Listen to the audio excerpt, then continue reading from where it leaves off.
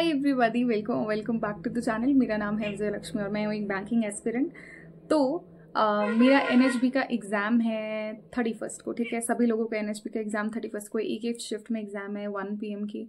और the catch here is कि sub centre all over India में 10 ही थे। ठीक है, और उसमें से ऐसे था कि हिमाचल में तो कोई सेंटर था नहीं, तो मैंने नियरेस्ट सेंटर वाज चंडीगढ़, तो मैंने चंडीगढ़ सेलेक्ट किया था।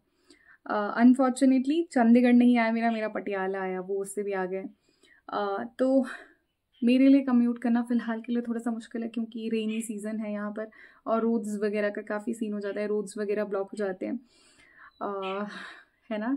और उसके अलावा भी एक और ये है कि उसमें कंप्यूटर भी आ रहा है। जैसे कट ऑफ रहता है इसका काफ़ी हाई रहता है, आउट ऑफ 200 इट इज़ 165 के करीब कट ऑफ रहता है। मैंने जर्नलिस्ट के लिए भरा था, 20 ही सीट्स थी ऑल ओवर इंडिया, तो मैंने इसके लिए भरा था। और फिर मैंने आज सुबह डिसाइड किया कि मैं नहीं जाने वाली हूँ एग्ज़ाम देने। I dropped the plan. हालांकि मैंने करंट अफेयर्स ऑलमोस्ट जुलाई की हाफ तक मैंने करंट अफेयर रिवाइज कर दिया था, स्टार्टिंग फ्रॉम अप्रैल से जुलाई तक का कर दिया था। बट पता नहीं वो लास्ट मोमेंट पर आई वाज लाइक कि अच्छा मुझे देना ही नहीं है। सो ये सब हो गया है। तो तुम बताना कि तुम्हारा सेंटर कहाँ पर है और are you going for this exam और not, and all the best if you are going for that exam. और तो इस गिल्ट से खुद को बाहर निकालने के लिए, क्योंकि मम्मी से भी डांट पड़ गई है सुबह सुबह कि फॉर्म क्यों भरते हो अगर पेपर नहीं देना होता तो इस गिल्ट से खुद को बाहर निकालने के लिए मैंने अभी 2 मॉक लगाए। मैंने 10 दिनों से कोई मॉक नहीं लगाए हैं, क्योंकि 25 को मेरा एग्जाम था, 24 को ट्रैवल करना था, 2-3 दिन रह जाते थे। मैंने प्रीलिम्स की मॉक दिए थे, तो मेंस का मैंने कुछ भी हाथ नहीं लगाया था। तो आज 10 दिन हो चुके हैं लगभग, और उसके बाद मैंने अब जाके मॉक लगाया है। मेंस की मॉक लगाए हैं RRB PO के फॉर रीजनिंग एंड क्वांट्स। तो लेट्स सी कि अब मेरा क्या हाल है इसमें। हालांकि मैं पढ़ तो रही ही हूँ, बट मैंने मॉक्स नहीं दिए थे, बट आज मैंने मॉक दिया, तो I will show you something. ठीक है, but I will show you today कि मैंने कितना स्कोर किया है। मैं तो ठीक हूँ कि चलो ठीक है इतना स्कोर आया है। तो तुम मुझे बताना कि इज़ इट ओके और नॉट, अगर तुम्हारा भी इतना आ रहा है या फिर नहीं, या फिर there is a scope of या फिर रूम फॉर इम्प्रूवमेंट।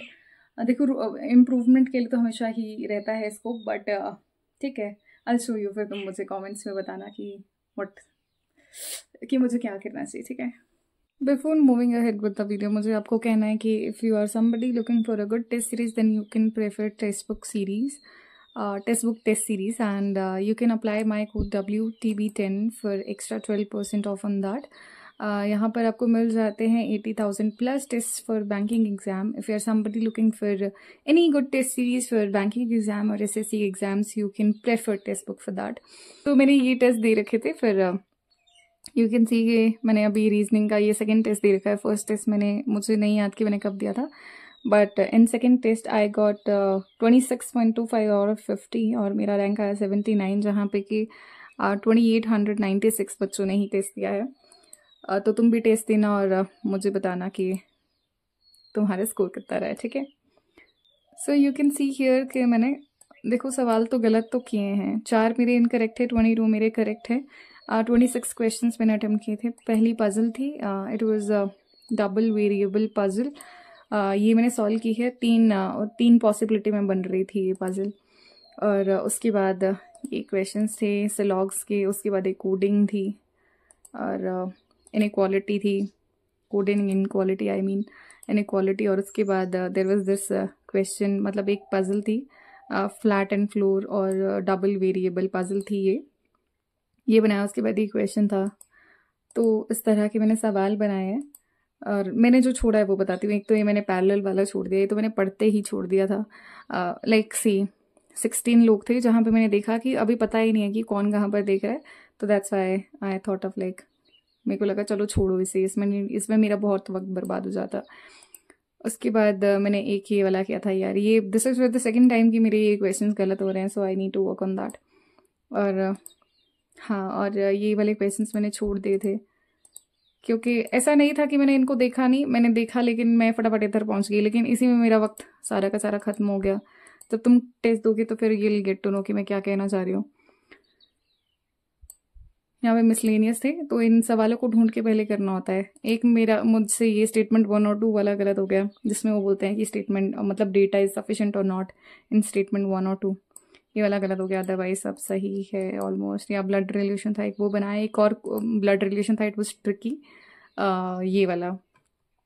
तो ये पहले मुझे लगा कि वाओ ये तो डेजिग्नेशन बेस्ड आ गया है question, but it was blood relation. तो ये थोड़ा सा मुश्किल था, तो मैंने देखते छोड़ दिया था। फिर मुझे लगा कि चलो ये वाला ब्लड रिलेशन बना लेती हूँ। तो हाँ, डिसेंट है। अगर आप इतना कर पा रहे हो तो दैट मीन्स कि आपकी स्पीड अच्छी खासी है, इसी पेस पे काम करना है। और ये जो थोड़े बहुत क्वेश्चंस गलत हो रहे हैं, ये भी नहीं गलत करने हैं, कोशिश करनी है हमें ये।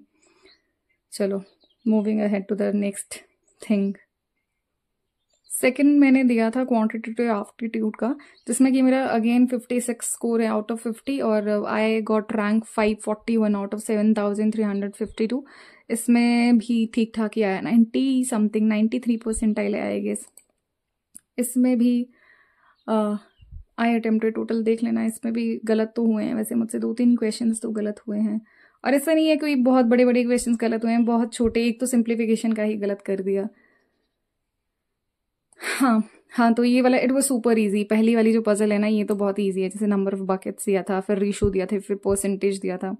It was super easy, within 2 minutes ही बन रहा था। उसके बाद ये सवाल था, चलो ये तो सही हो गया, ये मिसिंग नंबर सीरीज था, ये वाला मुझसे नहीं हो पाया, मैंने छोड़ दिया। फिर उसके बाद ये वाला भी मुझसे नहीं हो पाया, ये भी मैंने छोड़ दिया। एंड आफ्टर दैट ये मैंने किया, इट वाज डूएबल। और ये वाला तो मैंने देखने की कोशिश भी नहीं की। अरिथमेटिक, पहले मैंने अरिथमेटिक नहीं किया, मैं पहले इस पे चले गई थी। इसमें मैंने अच्छा खासा वक्त दिया, you can see here 3.5 minute दिए, बट जब सारा डेटा निकाल दिया तो वो गलत, वो मिसमैच हो रहा था, इसमें कहीं मैच ही नहीं कर रहा था। तो मुझे लगता है मेरा डेटा कहीं तो गलत निकल रहा था। मैंने 2 बार निकाला, मतलब एक बार निकाला, फिर मैं आगे बढ़ गई थी, फिर मैंने दोबारा से आके निकाला और वो दोबारा से निकल रहा था। पहले वाले का ही सवाल का जवाब नहीं आ रहा था, बट मेरा 31 एवरेज आ रहा था, मैंने 30 पे लगा दिया। मुझे लगा चलो लमसम पे लगा देते हैं, और ये गलत था, इसलिए ये गलत हो गया 12th क्वेश्चन। और मैंने आगे वाले क्वेश्चंस देखे तो आगे वाले भी मैच नहीं कर रहे थे, मैंने बोला छोड़ो, इसे करते ही नहीं है। और मैं से वो करना, क्लियर रिस्पॉन्स करना भूल गई। So this is what I have attempted. मैंने एक एक नंबर वाले जो क्वेश्चन है पहले उन्हें ढूंढ के किया है, जिन्हें कर सकते थे, जो डुएबल थे। देखो ये तो आपको, अगर साइन वाला अगर आपको पता, जैसे मैंने 2 सेकंड में ही बनाया, क्योंकि ये साइन वाला अगर आपको मेथड पता है, plus plus minus plus, so it is easy for you कि इसका तो आंसर यही रहता है हमेशा। और हाँ, तो एक एक नंबर के पहले किए। और भी मुझसे गलत, हाँ, एक सिंप्लीफिकेशन मैं कह रही हूँ ना, ये वाला मुझसे गलत हो गया।